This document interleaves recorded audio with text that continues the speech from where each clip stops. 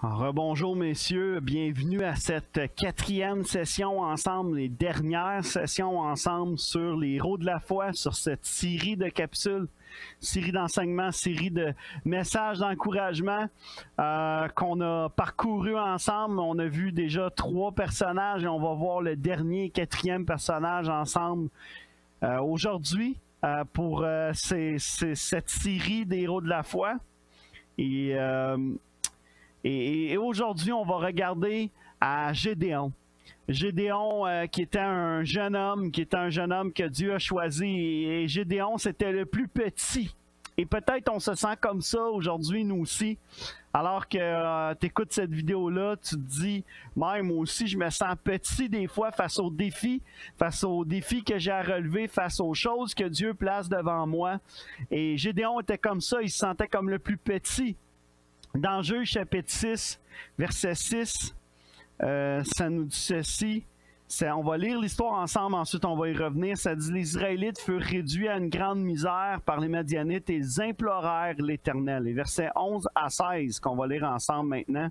Ils ont imploré Dieu pour quelqu'un, pour une délivrance.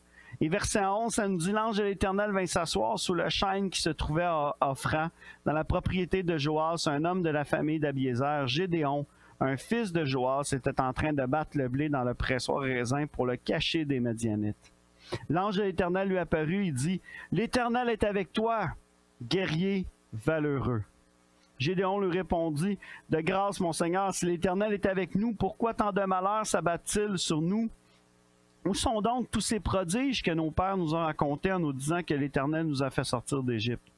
En réalité, l'Éternel nous a abandonnés et nous a livrés au pouvoir des Madianites. Alors l'Éternel se tourna vers lui et dit, « Va avec cette force que tu as et délivre Israël des Madianites. N'est-ce pas moi qui t'envoie? » Mais Gédéon répliqua, « De grâce, mon Seigneur, avec quoi pourrais-je délivrer Israël? Ma famille est peu importante dans la tribu de Manassé et moi je suis le plus jeune des fils de mon père. » L'Éternel lui répondit, « Je serai avec toi, c'est pourquoi tu battras les Madianites tous ensemble. » Et on va lire dans une autre version que Gédéon était le plus petit, qui va dire qu'il est le plus petit.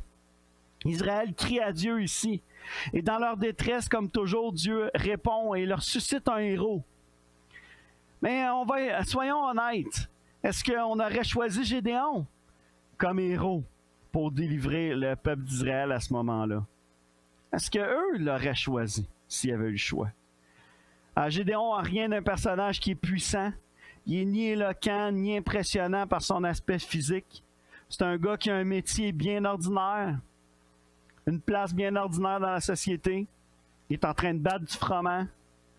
Il est négatif, c'est un gars qui est pessimiste. Il est sceptique. Il est pauvre. Et il est physiquement désavantagé, comme il dit lui-même, qui est le plus petit de sa famille. Il n'y a rien qui pourrait nous convaincre, nous, qu'il est l'homme de la situation. Et pourtant, Dieu a vu en Gédéon un héros à ce temps-là.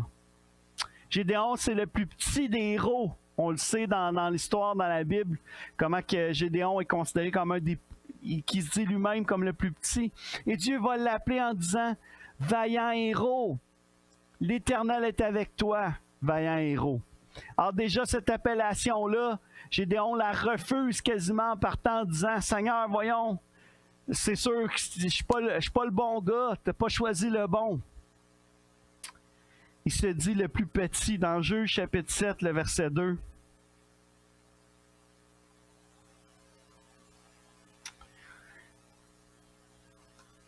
Allez là, mais on ne lira pas ensemble tout de suite, Juge chapitre 7. Alors Gédéon va se poser cette question, pourquoi moi? Pourquoi m'as-tu choisi? Je suis personne. Et des fois Dieu, nous aussi, on peut facilement s'identifier à Gédéon en se disant, « Seigneur, pourquoi tu m'as choisi moi face à un tel défi, face à une telle chose, une telle responsabilité? Pourquoi tu m'as choisi? Je suis personne. » Mais Dieu va appeler Gédéon son vaillant héros. Et il n'a rien fait de vaillant encore. Il est en train de battre du froment. Et il se cache en battant du froment. Et Dieu va l'appeler vaillant héros. Il est caché. Il a peur que quelqu'un le voie en train de battre du froment. Mais Dieu voit en Gédéon ce que les autres ne peuvent pas voir. Dieu aime choisir trop petit parce qu'il sait comment le rendre grand. Et Dieu veut nous rendre grands aujourd'hui. Amen. Et je veux qu'on aille un petit peu plus loin dans l'histoire. Alors on voit que Gédéon est appelé à emmener une armée. Et au début, ils sont plus de 30 000 hommes. Mais Dieu va dire, chapitre 7, verset 2, l'Éternel dit à Gédéon, ton armée est trop nombreuse pour que je te donne la victoire sur les Madianites. Sinon, les Israélites s'en vanteraient à mes dépens, en pensant que c'est par leur propre force qu'ils se sont délivrés. Alors là, Dieu va lui dire que c'est trop nombreux.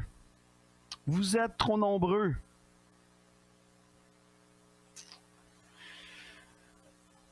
Et ensuite de ça, finalement, qu'est-ce qui arrive? Ils sont juste 300 pour combattre les Madianites.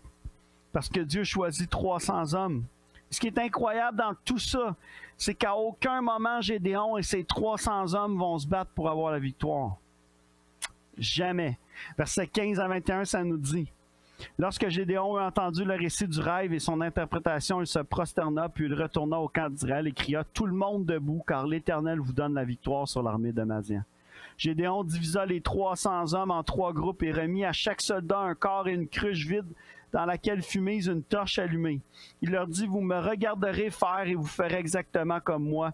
Je vais m'avancer jusqu'aux abords du camp. Quand j'y serai arrivé, vous n'aurez qu'à m'imiter. Quand je sonnerai du corps avec ceux de mon groupe, vous sonnerez aussi du corps tout autour du camp et vous crierez pour l'Éternel et pour Gédéon. Peu avant minuit, Gédéon et les 100 hommes de son groupe arrivèrent aux abords du camp. On venait juste de remplacer les sentinelles. Soudain, ils sonnèrent du corps et cassèrent les cruches qu'ils tenaient à la main. Les 3 groupes sonnèrent du corps et cassèrent leurs cruches. De la main gauche, ils prendirent les torches et de la droite, ils tenaient les corps pour en sonner. Ils crièrent « À vos épées pour l'Éternel et pour Gédéon ». Tout en restant chacun à sa place autour du camp, les hommes dans le camp se mirent à courir, à crier, à se sauver. Alors on voit vraiment la main de Dieu. On voit comment Dieu a agi. Et comment Dieu a agi dans cette situation-là. Et on peut penser des fois, on peut s'identifier facilement, Gédéon, qu'on n'est pas capable, qu'on n'a pas les capacités. Voyons Dieu, pourquoi moi dans cette situation, dans ces circonstances? Pourquoi tu m'as choisi moi? Et on peut se sentir petit face aux défis devant nous parfois. Mais Gédéon est devenu grand parce qu'il a eu confiance dans la parole de l'Éternel. Alors peut-être qu'on se sent petit aujourd'hui, peut-être que tu te sens petit, peut-être que tu te sens comme Gédéon, mais Dieu t'appelle vaillant, Dieu nous appelle vaillant, encore mieux, il nous appelle héros. Nous sommes les héros que Dieu a choisis. Et je veux terminer cette série de messages, cette série de capsules sur les vaillants héros qu'on peut saisir, que même si nous voyons trop petits, Dieu nous a choisis. Dieu nous a choisis pour un temps comme celui-ci. Dieu nous a choisis pour un moment comme celui-ci. Dieu connaissait, Dieu savait ce qu'il faisait. Et Dieu choisit même le plus petit pour en faire un héros. 1 Samuel 16,7. 1 Samuel 16,7 nous dit ceci. Ça nous dit, mais l'Éternel lui dit, ne te laisse pas impressionner par son apparence physique et sa taille imposante, car ce n'est pas lui que j'ai choisi. Je ne juge pas de la même manière que les hommes. L'homme ne voit que ce qui frappe les yeux, mais l'Éternel regarde au cœur. Dieu se choisit des hommes selon son cœur. Et Dieu ne regarde pas nécessairement ce que les hommes regardent. On n'aurait peut-être pas choisi Gédéon, mais Dieu l'a fait. On n'aurait peut-être pas choisi David, mais Dieu l'a fait. On n'aurait peut-être pas choisi Samuel, mais Dieu l'a fait. Et on n'aurait peut-être pas choisi Josias, mais Dieu l'a fait, a choisi ces hommes pour se lever dans une génération qui avait besoin de héros. Et cette génération aussi a besoin de héros.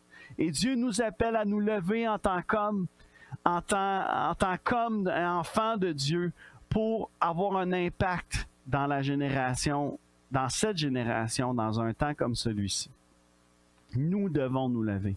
Les disciples, c'était pas des hommes exceptionnels, c'était des hommes ordinaires comme vous et moi. Il y en a qui étaient des pêcheurs. Nathanaël était sous un arbre quand Dieu l'a appelé. Et il doutait de la réalité que quelqu'un vient de nous dire. Qu'est-ce qui peut bien venir de bon de Jérusalem, de Nazareth? Hein?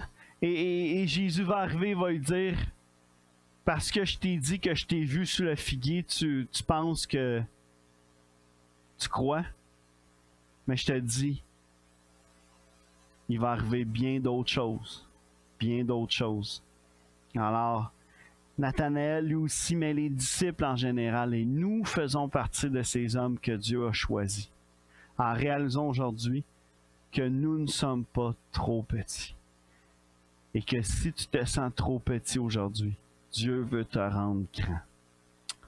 Amen. Prions. Terminons cette session avec un mot de prière.